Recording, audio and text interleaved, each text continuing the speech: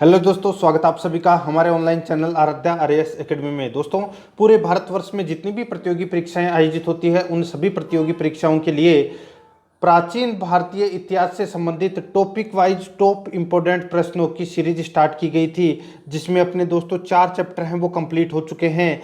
Number 1 Sindhu घाटी सभ्यता, number 2 वैदिक संस्कृति, नंबर 3 महाजनपद काल, नंबर 4 बौद्ध धर्म जैन धर्म, और आज दोस्तों अपना इसमें 5वां नंबर का चैप्टर है मौर्य काल।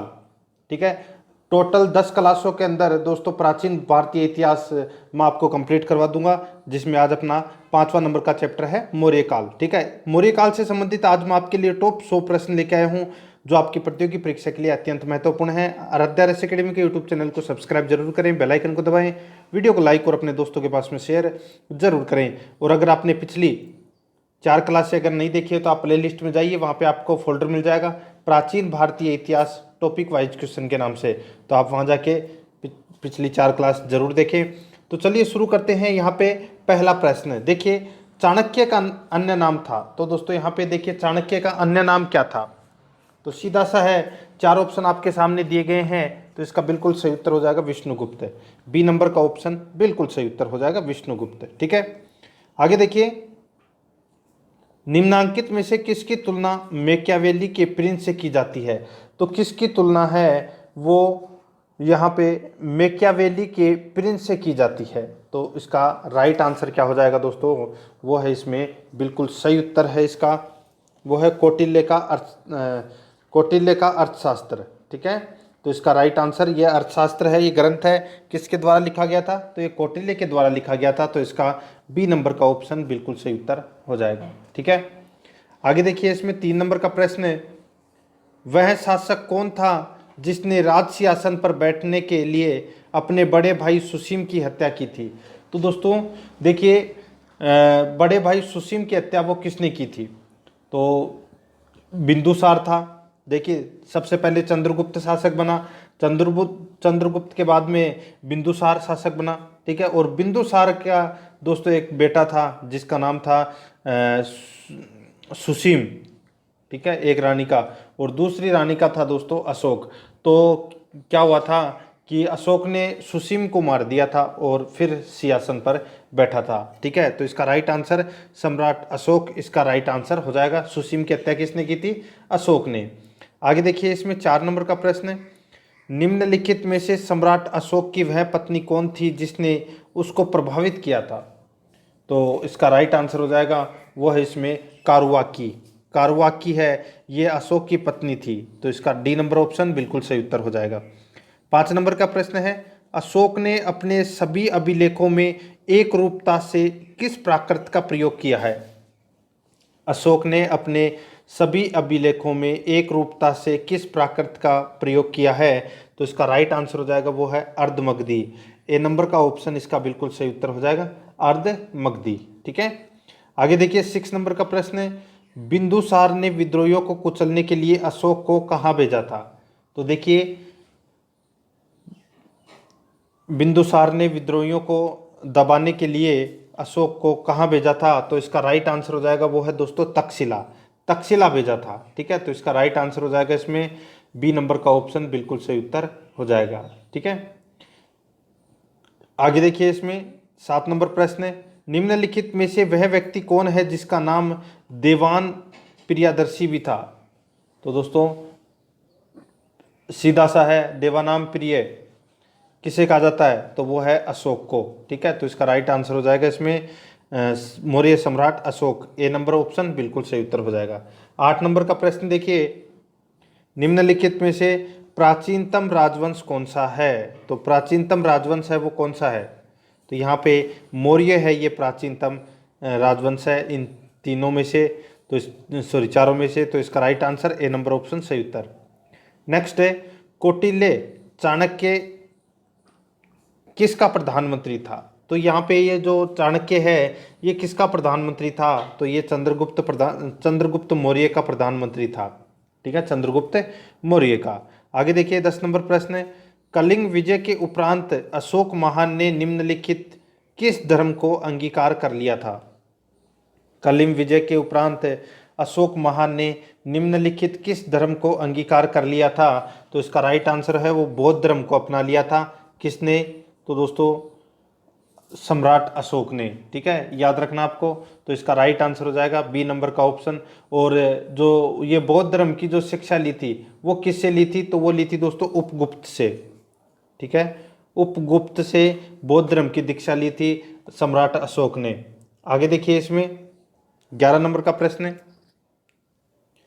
चंद्रगुप्त के शासन विस्तार में किसने मुख्य रूप से मदद की थी? चंद्रगुप्त के शासन विस्तार में किसने मुख्य रूप से मदद की थी? तो किसने की थी मदद? तो वो है चाणक्य ने। सी नंबर का ऑप्शन बिल्कुल सही उत्तर हो जाएगा। 12 नंबर का प्रश्न है, सांची किस कला व मूर्ति कला का निरूपण करता है? तो सांची है ये बौद्ध धर्म यानी कि बौद्ध कला व मूर्ति कला का निरूपण करता है। तो इसका बी नंबर ऑप्शन से उत्तर हो जाएगा बौद्ध। आगे देखिए, प्राचीन भारत का वह प्रसिद्ध शासक जिसने अपने जीवन के अंतिम दिनों में जैन धर्म को अपनाया था? प्राचीन भारत का वह प्रसिद्ध शासक जिसने अपने जीवन के अंतिम दिनों में जैन धर्म को अपनाया था, तो इसका राइट आंसर हो जाएगा वो है चंद्रगुप्त मौर्य को। ठीक है, चंद्रगुप्त मौर्य ने दोस्तों अपने अंतिम दिनों में जैन धर्म को अपना लिया था। ठीक है, और ये जैन धर्म की जो शिक्षा है, वो जो दीक्षा है वो किससे ली थी? तो भद्रबाहु, याद रखना, भद्रबाहु से जैन धर्म की दीक्षा ली थी चंद्रगुप्त मौर्य ने। ठीक है, तो इसका right answer A number option सही उत्तर। 14 नंबर का प्रश्न है, मौर्य साम्राज्य की स्थापना किसने की? तो दोस्तों वो है चंद्रगुप्त मौर्य ने। तो इसका बी नंबर ऑप्शन बिल्कुल सही उत्तर हो जाएगा। 15 नंबर का प्रश्न है, मौर्य साम्राज्य में प्रचलित मुद्रा का नाम क्या था? मौर्य साम्राज्य में प्रचलित मुद्रा का नाम क्या था? तो वो था दोस्तों पण। ए नंबर का ऑप्शन सही उत्तर पण। 16 नंबर का प्रश्न है, निम्नांकित में से कौन मौर्य वंश का शासक नहीं है? तो यहाँ पे देखिए, चंद्रगुप्त मौर्य, अशोक, बिंदुसार, ये तीनों है ये मौर्य वंश के शासक हैं, लेकिन अजातशत्रु है ये मौर्य वंश का शासक नहीं है। तो अपना ए नंबर ऑप्शन बिल्कुल सही उत्तर हो जाएगा। ठीक है, आगे देखिए दोस्तों, इसमें 17 नंबर का प्रश्न है, निम्नलिखित में से अशोक का उत्तराधिकारी कौन था? तो अशोक का उत्तराधिकारी है वो कौन था? तो इसका राइट आंसर क्या हो जाएगा? वो है दोस्तों कुणाल। कौन था? कुणाल। तो इसका ए नंबर का ऑप्शन बिल्कुल सही उत्तर हो जाएगा कुणाल। ठीक है, आगे देखिए, इसमें 18 नंबर का प्रश्न है, देखिए, मुद्रा राक्षस का लेखक निम्न में से कौन है? तो मुद्रा राक्षस के लेखक हैं वो कौन है? तो ये तो सभी को पता है, विशाखदत्त। बी नंबर का ऑप्शन बिल्कुल सही उत्तर हो जाएगा। और ये मौर्य वंश का जो अंतिम शासक है वो कौन है? तो वो है दोस्तों भद्रथ। ठीक है, देखिए, अशोक के बाद में शासक कौन कौन बने थे? तो अशोक के बाद में उत्तराधिकारी कुणाल बना था, यानी कि कुणाल शासक बना था। कुणाल के बाद में दशरथ शासक बना था, और दशरथ के बाद में संप्रति शालीशुक ये शासक बना था। फिर बाद में देववर्मा शासक बने थे। फिर लास्ट में भद्रथ, ठीक है, शासक बना था। जो अंतिम शासक था मौर्य वंश का वो था भद्रथ। ठीक है, तो इसमें बी नंबर ऑप्शन सही उत्तर। नेक्स्ट है, विशाखदत्त के प्राचीन भारतीय नाटक मुद्रा राक्षस की विषय वस्तु है। तो मुद्रा राक्षस की जो विषय वस्तु है वो क्या है? तो वो है, इसमें देखिए, चंद्रगुप्त मौर्य के समय दरबार की दुर्भिसंधियों के बारे में। चंद्रगुप्त मौर्य के समय में दरबार में दुर्भिसंधियों के बारे में मिलता है अपने को जानकारी। किसमें? मुद्रा राक्षस में। ठीक है, तो इसका राइट आंसर हो जाएगा इसमें डी नंबर ऑप्शन बिल्कुल सही उत्तर। 20 नंबर प्रश्न है, मालवा, गुजरात एवं महाराष्ट्र किस शासक ने पहली बार जीते थे? मालवा, गुजरात और महाराष्ट्र को किस शासक ने पहली बार जीते थे? तो इसका राइट आंसर हो जाएगा वो है चंद्रगुप्त मौर्य ने। तो इसका बी नंबर का ऑप्शन बिल्कुल सही उत्तर हो जाएगा चंद्रगुप्त मौर्य। आगे देखिए, किसने सहिष्णुता, उदारता और करुणा के त्रिविध आधार पर राजवंश की स्थापना की? बहुत ही अच्छा प्रश्न है। किसने सहिष्णुता, उदारता और करुणा के त्रिविध आधार पर राजवंश की स्थापना की? तो वो की थी दोस्तों किसने? अशोक ने। तो इसका ए नंबर ऑप्शन बिल्कुल सही उत्तर हो जाएगा। 22 नंबर का प्रश्न है, निम्नलिखित में से किस शहर में अशोक के शिलालेख नहीं है? तो अशोक के शिलालेख है वो कहाँ पर नहीं है? देखिए यहाँ पे गिरनार, कांधार, पाटलिपुत्र, टोपरा। तो इसका राइट आंसर हो जाएगा पाटलिपुत्र में अशोक का शिलालेख है वो नहीं है। ये आपको इसमें याद रखना है, ठीक है। तो इसका राइट आंसर हो जाएगा सी नंबर ऑप्शन, बिल्कुल सही उत्तर हो जाएगा, ठीक है। आगे देखिए 23 नंबर प्रश्न है, अर्थशास्त्र का लेखक समकालीन था, तो किसके समकालीन था अर्थशास्त्र का लेखक? तो वो है चंद्रगुप्त के समय था अर्थशास्त्र का लेखक, यानी कि विष्णुगुप्त चाणक्य, जिसको अपन बोल सकते हैं कौटिल्य भी। आगे देखिए नंदवंश के पश्चात मगध पर किस राजवंश ने शासन किया? नंदवंश के पश्चात मगध पर किस राजवंश ने शासन किया? तो इसका राइट आंसर हो जाएगा वो है मौर्य वंश ने। ए नंबर का ऑप्शन सही उत्तर हो जाएगा। 25 नंबर प्रश्न है, मौर्य काल में शिक्षा का सर्वाधिक प्रसिद्ध केंद्र था। मौर्य काल में शिक्षा का जो सर्वाधिक प्रसिद्ध केंद्र था वो था दोस्तों तक्षशिला। सी नंबर का ऑप्शन बिल्कुल सही उत्तर हो जाएगा। 26 नंबर प्रश्न है, मेगस्थनीज की पुस्तक का नाम क्या था? तो दोस्तों मेगस्थनीज की पुस्तक का नाम था इंडिका। क्या नाम था? इंडिका, ठीक है। और ये दोस्तों सेल्यूकस निकेटर का दरबारी था, ठीक है। सेल्यूकस निकेटर का दरबारी था और ये आया था दोस्तों कहाँ पर? भारत आया था, ठीक है। तो इसका राइट आंसर हो जाएगा इसमें डी नंबर का ऑप्शन, बिल्कुल सही उत्तर। किसके समय आया था? तो ये चंद्रगुप्त मौर्य के समय आया था, ठीक है। आगे देखिए इसमें, जिसके ग्रंथ में चंद्रगुप्त मौर्य का विशिष्ट रूप से वर्णन हुआ है वह है। जिसके ग्रंथ में चंद्रगुप्त मौर्य का विशिष्ट रूप से वर्णन हुआ है वह है, तो वह कौन सा है? तो वो है दोस्तों विशाखदत्त। तो इसमें सी नंबर ऑप्शन बिल्कुल सही उत्तर। आगे देखिए, वह स्रोत जिसमें पाटलिपुत्र के प्रशासन का वर्णन उपलब्ध है। वह स्रोत जिसमें पाटलिपुत्र के प्रशासन का वर्णन उपलब्ध है, तो वो कौन सा स्रोत है? तो वो स्रोत है दोस्तों इसमें कौन सा? तो वो है इंडिका। और इंडिका पुस्तक किसने लिखी थी? मेगस्थनीज ने, ठीक है। सी नंबर ऑप्शन सही उत्तर। नेक्स्ट है, अशोक के शिलालेखों में प्रयुक्त भाषा है, तो वो भाषा कौन सी है? तो वो है इसमें प्राकृत। बी नंबर ऑप्शन बिल्कुल सही उत्तर हो जाएगा, प्राकृत। आगे देखिए 30 नंबर प्रश्न है, निम्नलिखित में से किस मौर्य राजा ने दक्कन की विजय प्राप्त की थी? तो कौन से मौर्य राजा ने दक्कन की विजय प्राप्त की थी? तो वो है चंद्रगुप्त ने। चंद्रगुप्त मौर्य ने दक्कन की विजय प्राप्त की थी, ठीक है। आगे देखिए इसमें 31 नंबर प्रश्न है, मेगस्थनीज ने भारतीय समाज को कितनी श्रेणियों में विभाजित किया? तो दोस्तों कितनी श्रेणियों में विभाजित किया था भारतीय समाज को? तो इसका राइट आंसर हो जाएगा वो है दोस्तों इसमें सात श्रेणियों में विभाजित किया था, ठीक है। याद रखना 7 श्रेणी। तो इसमें डी नंबर ऑप्शन बिल्कुल सही उत्तर हो जाएगा। आगे देखिए इसमें, कौटिल्य के अर्थशास्त्र में किस पहलू पर प्रकाश डाला गया है? कौटिल्य के अर्थशास्त्र में किस पहलू पर प्रकाश डाला गया है? तो ये प्रश्न काफी बार परीक्षा में पूछा जा चुका है। तो वो है राजनीतिक नीतियों के बारे में। राजनीतिक नीतियों के बारे में। तो इसमें बी नंबर ऑप्शन सही उत्तर हो जाएगा। आगे देखिए इसमें 33 नंबर प्रश्न है, निम्न में से कौन सा क्षेत्र अशोक के साम्राज्य में सम्मिलित नहीं था? तो कौन सा क्षेत्र अशोक के साम्राज्य में सम्मिलित नहीं था? तो इसका राइट आंसर हो जाएगा वो है दोस्तों इसमें श्रीलंका। सी नंबर का ऑप्शन बिल्कुल सही उत्तर हो जाएगा, श्रीलंका, ठीक है। आगे देखिए दोस्तों इसमें, पाटलिपुत्र को किस शासक ने सर्वप्रथम अपनी राजधानी बनाई थी? तो पाटलिपुत्र को सर्वप्रथम अपनी राजधानी है वो दोस्तों किसने बनाई थी? तो ये बनाई थी चंद्रगुप्त मौर्य ने, ठीक है। तो ए नंबर ऑप्शन बिल्कुल सही उत्तर। 35 नंबर प्रश्न है, पाटलिपुत्र में स्थित चंद्रगुप्त का महल मुख्यतः बना है। तो पाटलिपुत्र में स्थित चंद्रगुप्त का महल है वो किसका बना हुआ है? तो इसका राइट आंसर हो जाएगा वो है लकड़ी का बना हुआ है। सी नंबर ऑप्शन सही उत्तर हो जाएगा। आगे देखिए, बराबर गया जिला, बराबर की गुफाओं का उपयोग किसने आश्रय गृह के रूप में किया? बराबर की गुफाओं का उपयोग किसने आश्रय गृह के रूप में किया? तो इसका राइट आंसर हो जाएगा वो है दोस्तों आजीविकों ने। तो इसमें ए नंबर ऑप्शन बिल्कुल सही उत्तर हो जाएगा। आगे देखिए इसमें 37 नंबर प्रश्न है, किस अभिलेख से यह साबित होता है कि चंद्रगुप्त का प्रभाव पश्चिम भारत तक फैला हुआ था?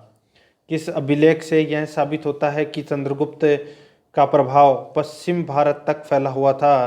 तो इसका राइट आंसर हो जाएगा वो है इसमें रुद्रदमन का जूनागढ़ अभिलेख। रुद्रदमन का जूनागढ़ अभिलेख है, इससे दोस्तों अपने को यह जानकारी मिलती है। तो इसका राइट आंसर हो जाएगा इसमें सी नंबर का ऑप्शन बिल्कुल सही उत्तर। ठीक है, आगे देखिए इसमें 38 नंबर प्रश्न है, केवल वह स्तंभ जिसमें अशोक ने स्वयं को मगध का सम्राट बताया, वह शिलालेख कौन सा है जिसमें अशोक ने स्वयं को मगध का सम्राट बताया? तो इसका राइट आंसर हो जाएगा वो है दोस्तों इसमें कौन सा है? तो एक तो है मास्की और एक है दोस्तों यहाँ पे देखिए मगध का सम्राट, मगध का सम्राट। हाँ देखिए यहाँ पे तो भाब्रू स्तंभ है, भाब्रू स्तंभ में अशोक ने स्वयं को मगध का सम्राट बताया है। और यहाँ पे मास्की और गुजरा दो अभिलेख ऐसे हैं जिसमें अशोक का नाम है वो अशोक मिलता है, और अन्य कोई अभिलेख में अशोक का नाम अशोक नहीं मिलता है। दो ही अभिलेख ऐसे हैं, एक तो मास्की और एक गुजरा, ये दो अभिलेखों में अशोक का नाम अशोक मिलता है। ठीक है, यहाँ पे क्या पूछा है कि मगध का सम्राट बताया है स्वयं को अशोक ने, तो वो है भाब्रू स्तंभ में। डी नंबर ऑप्शन बिल्कुल सही उत्तर हो जाएगा। यहाँ पे देखिए सूची फर्स्ट और सूची सेकंड दे रखा है, सुमेलित करना है। ठीक है, यानी कि किसको किस नाम से जानते हैं वो अपने को पता होना चाहिए। यहाँ पे देखिए चाणक्य को दोस्तों विष्णुगुप्त के नाम से जानते हैं, बिल्कुल सही है।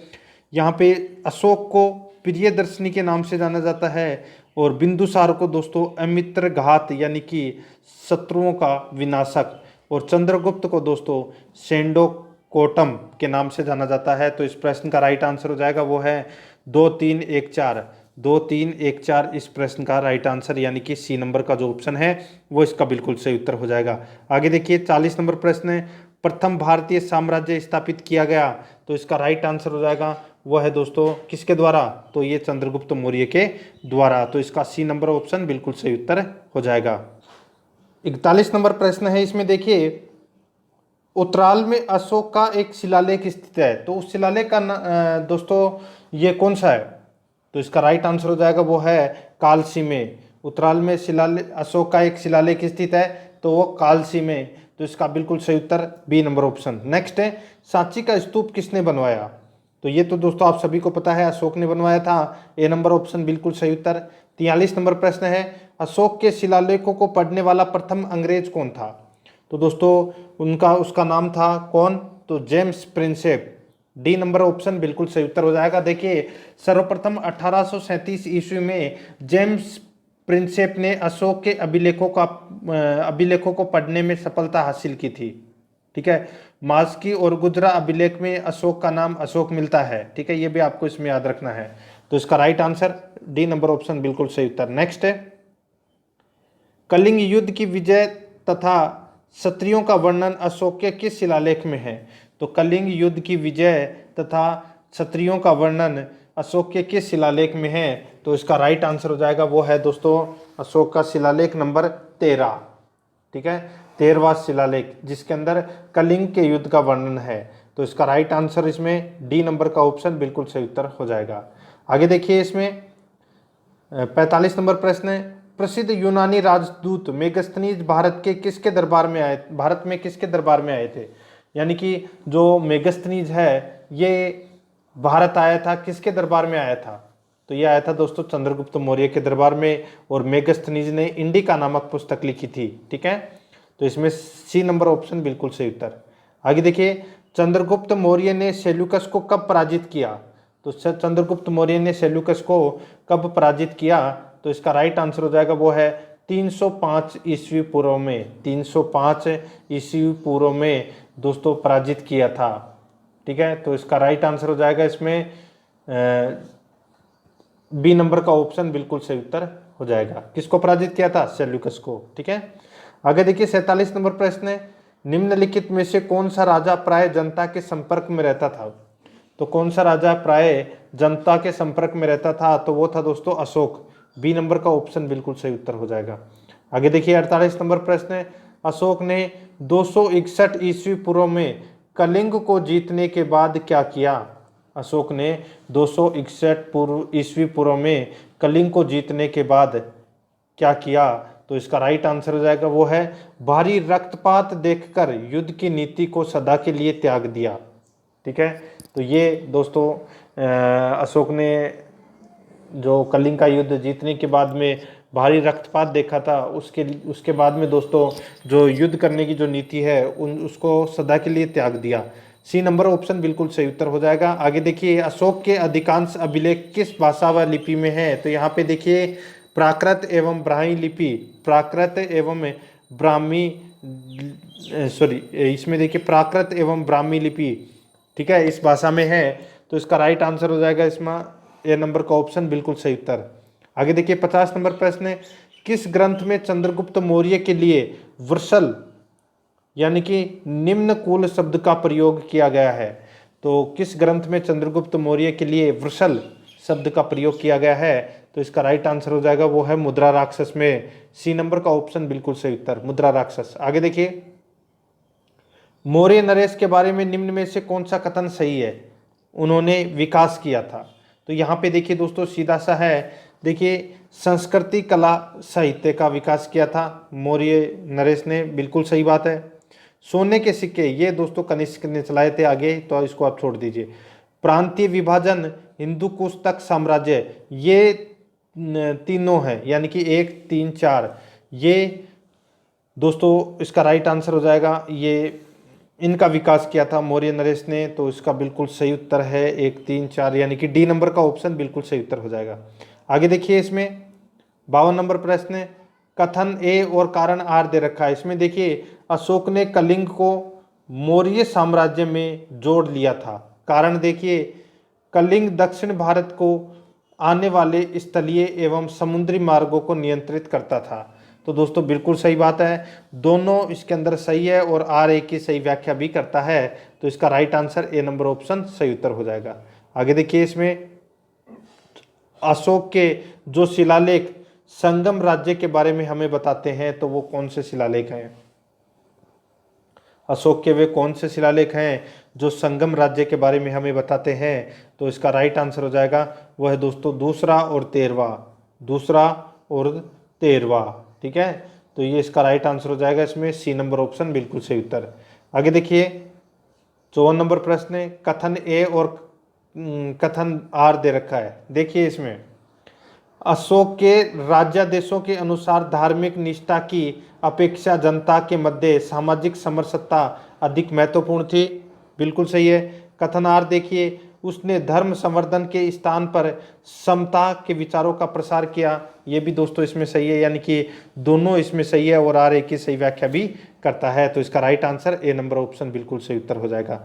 आगे देखिए, इसमें 55 नंबर प्रश्न है, निम्नलिखित में से किस राज्यादेश में अशोक के व्यक्तिगत नाम अशोक का उल्लेख मिलता है? तो अशोक का नाम अशोक है, ये मास्की और गुजरा 2 अभिलेखों में मिलता है। तो गुजरा यहाँ पे दे नहीं रखा, तो डी नंबर ऑप्शन बिल्कुल सही उत्तर हो जाएगा, मास्की। आगे देखिए, इसमें 56 नंबर प्रश्न है, निम्नलिखित वक्तव्यों में कौन सा एक वक्तव्य अशोक के प्रस्तर स्तंभों के बारे में गलत है? तो अशोक के प्रस्तर स्तंभों के बारे में गलत है, तो इसका राइट आंसर हो जाएगा वो है इसमें देखिए, ये स्थापत्य संरचना का भाग है, ये स्थापत्य संरचना का भाग है, ये इसमें गलत दे रखा है। तो इसमें डी नंबर ऑप्शन बिल्कुल सही उत्तर हो जाएगा, बाकी इसमें तीनों सही है। आगे देखिए, श्रीनगर की स्थापना किस मौर्य शासक ने की? तो वो है दोस्तों सम्राट अशोक ने श्रीनगर की स्थापना की थी, ए नंबर ऑप्शन सही उत्तर। आगे देखिए 58 नंबर प्रश्न है, सूची फर्स्ट और सूची सेकंड दे रखा है, ठीक है, अपने को बताना है कि किसका कौन सा प्राचीन नाम था। यहाँ पे देखिए दोस्तों, उत्तरापथ, तक्षशिला, दक्षिणापथ, सुवर्णगिरी, ठीक है, और अवंती राष्ट्र, उज्जैनी, प्राची, पूर्वी प्रदेश यानी कि पाटलिपुत्र। तो ये इसमें चारों के चारों सही सुमेलित हैं, जिसका राइट आंसर हो जाएगा 1 2 3 4 यानी कि ए नंबर ऑप्शन बिल्कुल सही उत्तर है। 59 नंबर प्रश्न है, किस ग्रंथ में शूद्रों के लिए आर्य शब्द का प्रयोग हुआ है? तो कौन से ग्रंथ में शूद्रों के लिए आर्य शब्द का प्रयोग हुआ है? तो इसका राइट आंसर हो जाएगा वो है अर्थशास्त्र, ठीक है, अर्थशास्त्र ग्रंथ में शूद्रों के लिए आर्य शब्द का प्रयोग हुआ है, A number option right answer. Next है, अशोक ने अपने राज्याभिषेक के अशोक ने अपने राज्याभिषेक के 4वें वर्ष में निग्रोध के प्रभाव से प्रभावित होकर किससे बौद्ध धर्म की दीक्षा ली थी? तो दोस्तों बौद्ध धर्म की दीक्षा है वो सम्राट अशोक ने किससे ली थी? तो मैंने आपको बताया था दोस्तों, उपगुप्त से बौद्ध धर्म की शिक्षा ली थी किसने? तो अशोक ने। ठीक है। और भद्रबाहु से किसने ली थी जैन धर्म की दीक्षा? तो दोस्तों चंद्रगुप्त मौर्य ने। ठीक है। तो इसमें सी नंबर ऑप्शन सही उत्तर हो जाएगा। आगे देखिए, किसने पाटलिपुत्र को पोलीब्रोथा कहा है? तो किसने पाटलिपुत्र को पोलीब्रोथा कहा है? तो यहाँ पे देखिए इसका राइट आंसर क्या हो जाएगा, वो है दोस्तों इसमें मेगस्थनीज ने दोस्तों पोलीब्रोथा कहा है किसको? पाटलिपुत्र को। आगे देखिए 62 नंबर प्रश्न है, मौर्य काल में एग्रोनोमाई किसे कहा जाता था? तो किसे कहा जाता था? तो वो दोस्तों सड़क निर्माण अधिकारी को कहा जाता था एग्रोनोमाई। तो इसमें बी नंबर ऑप्शन बिल्कुल सही उत्तर हो जाएगा। आगे देखिए, मौर्य काल में गुप्तचरों को क्या कहा जाता था? तो मौर्य काल में गुप्तचरों को गूढ़ पुरुष कहा जाता था। तो इसमें ए नंबर ऑप्शन बिल्कुल सही उत्तर हो जाएगा, गूढ़ पुरुष। आगे देखिए, किस श्रीलंकाई शासक ने अपने आप को मौर्य सम्राट अशोक के आदर्शों के अनुरूप डालने की कोशिश की? तो किस श्रीलंकाई शासक ने अपने आप को मौर्य सम्राट अशोक के आदर्शों के अनुरूप डालने की कोशिश की? तो इसका राइट आंसर हो जाएगा वो है 30। सी नंबर का ऑप्शन बिल्कुल सही उत्तर हो जाएगा 30। ठीक है। आगे देखिए, किस जैन ग्रंथ में चंद्रगुप्त मौर्य के जैन धर्म अपनाने का उल्लेख मिलता है? तो किस जैन ग्रंथ में चंद्रगुप्त मौर्य के जैन धर्म अपनाने का उल्लेख मिलता है? तो इसका राइट आंसर हो जाएगा वो है परिशिष्ट प्रवर्तन। ठीक है। तो इसका राइट आंसर इसमें बी नंबर ऑप्शन सही उत्तर हो जाएगा। आगे देखिए, किस महीने में मौर्यों का राजकोषीय वर्ष आरंभ होता था? उनमें शामिल है। किस महीने में मौर्यों का राजकोषीय वर्ष आरंभ होता था? उनमें शामिल हैं। तो इसका राइट आंसर हो जाएगा वो है आषाढ़ जुलाई। तो इसमें बी नंबर का ऑप्शन बिल्कुल सही उत्तर हो जाएगा, आषाढ़ जुलाई। आगे देखिए, निम्नलिखित में से यानी कि निम्नलिखित में किन किन दक्षिण भारतीय जातियों का उल्लेख अशोक के शिलालेख में किया जाता है? अशोक के शिलालेख में किया जाता है। तो यहाँ पे देखिए, चोल, पल्लव, पांडव, सत्यपुत्र, केरलपुत्र, विष्णुकुंड। तो इसका राइट आंसर हो जाएगा वो है दोस्तों इसमें देखिए चोल। ठीक है। और पांडे, सत्यपुत्र और केरलपुत्र। ठीक है। पल्लव नहीं थे इसमें। तो इसका राइट आंसर क्या हो जाएगा, वो है 1 3 4 5। 1 3 4 5 यानी कि सी नंबर का ऑप्शन बिल्कुल सही उत्तर हो जाएगा। आगे देखिए, अशोक के बारे में जानने के लिए महत्वपूर्ण स्रोत है। तो अशोक के बारे में जानने के लिए महत्वपूर्ण स्रोत है वो कौन सा है? तो वो है शिलालेख। बी नंबर का ऑप्शन बिल्कुल सही उत्तर हो जाएगा। आगे देखिए, अशोक के काल में कौन सी लिपि दक्षिण भारत में परिवर्तित हुई थी? अशोक के काल में कौन सी लिपि दक्षिण भारत में परिवर्तित हुई थी? तो इसका राइट आंसर हो जाएगा वो है ब्राह्मी। ए नंबर का ऑप्शन बिल्कुल सही उत्तर हो जाएगा। आगे देखिए 70 नंबर प्रश्न, अशोक का अभिलेख भारतीय उपमहाद्वीप के बाहर भी पाया गया है। निम्नलिखित में से किस देश में यह पाया गया है? तो यानी कि अशोक का जो अभिलेख है वो दोस्तों एक तो पाकिस्तान में भी पाया गया है और एक अफगानिस्तान में भी पाया गया है। तो यहाँ पे पाकिस्तान ऑप्शन में नहीं है, तो अफगानिस्तान इसका राइट आंसर हो जाएगा, ए नंबर ऑप्शन। नेक्स्ट है, आगे देखिए, अत्यंत पॉलिश किए गए एकाश्म अशोक स्तंभ जिस पांडुरंजित वालुकाश्म के एकल टुकड़ों में तक्षित किए गए उसे साधारणतः कहाँ की खदानों से निकाला गया था? तो कहाँ की खदानों से निकाला गया था? तो दोस्तों मिर्ज़ापुर के समीप चुनार की खदानों से निकाला गया था। तो इसमें ए नंबर ऑप्शन सही उत्तर हो जाएगा। आगे देखिए, भारतीय लिखने की कला नहीं जानते, यह उक्ति है किसकी है ये उक्ति? तो ये उक्ति है मेगस्थनीज की। डी नंबर ऑप्शन बिल्कुल सही उत्तर हो जाएगा। आगे देखिए, किस मौर्य सम्राट ने एक विदेशी राजा सीरिया के एंटियोकस एक से अंजीर, शराब और दार्शनिक को भारत भेजने का आग्रह किया था? किस मौर्य सम्राट ने एक विदेशी राजा सीरिया के एंटियोकस फर्स्ट से अंजीर, शराब और दार्शनिक को भारत भेजने का आग्रह किया था? तो इसका राइट आंसर हो जाएगा वो है बिंदुसार ने। बी नंबर ऑप्शन बिल्कुल सही उत्तर हो जाएगा। आगे देखिए, अशोक द्वारा कलिंग पर चढ़ाई की जानकारी के लिए कौन सा सबसे महत्वपूर्ण स्रोत है? तो कौन सा इसमें सबसे महत्वपूर्ण स्रोत है? तो इसका राइट आंसर हो जाएगा वो है 13वां वृहद शिलालेख। 13वां वृहद शिलालेख, सी नंबर ऑप्शन बिल्कुल सही उत्तर हो जाएगा। आगे देखिए, बिंदुसार की मृत्यु के समय अशोक एक प्रांत का गवर्नर था, इस प्रांत की पहचान करें। बिंदुसार की मृत्यु के समय अशोक एक प्रांत का गवर्नर था, इस प्रांत की पहचान करें। तो इसका राइट आंसर हो जाएगा वह है दोस्तों इसमें पृथक कलिंग, सॉरी यहाँ पे देखिए, उस अशोक एक प्रांत का गवर्नर था, उस प्रांत की पहचान करें। तो वो है दोस्तों इसमें उज्जैन। उज्जैन प्रांत का दोस्तों गवर्नर था अशोक। ए नंबर ऑप्शन सही उत्तर हो जाएगा। आगे देखिए, किस शिलालेख में अशोक ने घोषणा की है कि सभी मनुष्य मेरे बच्चे हैं? तो ऐसे कौन से शिलालेख में किया है तो ये घोषणा? तो ये की है दोस्तों पृथक कलिंग शिलालेख। पृथक कलिंग शिलालेख, तो इसमें ए नंबर ऑप्शन बिल्कुल सही उत्तर हो जाएगा। आगे देखिए, कौन सी घोषणा युद्ध और हिंसा के प्रति अशोक के आंतरिक दुख को स्पष्ट करता है? तो वो है दोस्तों कलिंग का पृथक शिलालेख। तो इसमें डी नंबर ऑप्शन बिल्कुल सही उत्तर। नेक्स्ट है, किस शिलालेख में अशोक ने यह घोषणा की थी कि किसी भी समय चाहे मैं खाता हूँ या रानी के साथ विश्राम करता रहूँ, या मैं अपने अंतःशाला में रहूँ, मैं जहाँ भी रहूँ, मेरे महात्मा मुझे सार्वजनिक कार्य के लिए संपर्क कर सकते हैं? तो दोस्तों इसका राइट आंसर हो जाएगा वह है इसमें कौन से शिलालेख में जानकारी मिलती है? तो ये छठे शिलालेख में। तो इसका डी नंबर का ऑप्शन सही उत्तर हो जाएगा। ठीक है, आगे देखिए, निम्नलिखित में से कौन अवरोही क्रम में जिला स्तर के अधिकारियों का नाम बताता है? निम्नलिखित में से कौन अवरोही क्रम में जिला स्तर के अधिकारियों का नाम बताता है? तो इसका राइट आंसर हो जाएगा वो है प्रादेशिक राजयुक्त।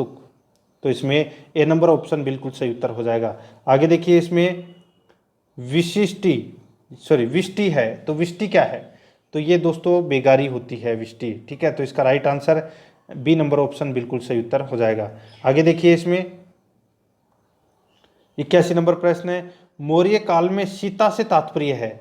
तो सीता से तात्पर्य क्या है?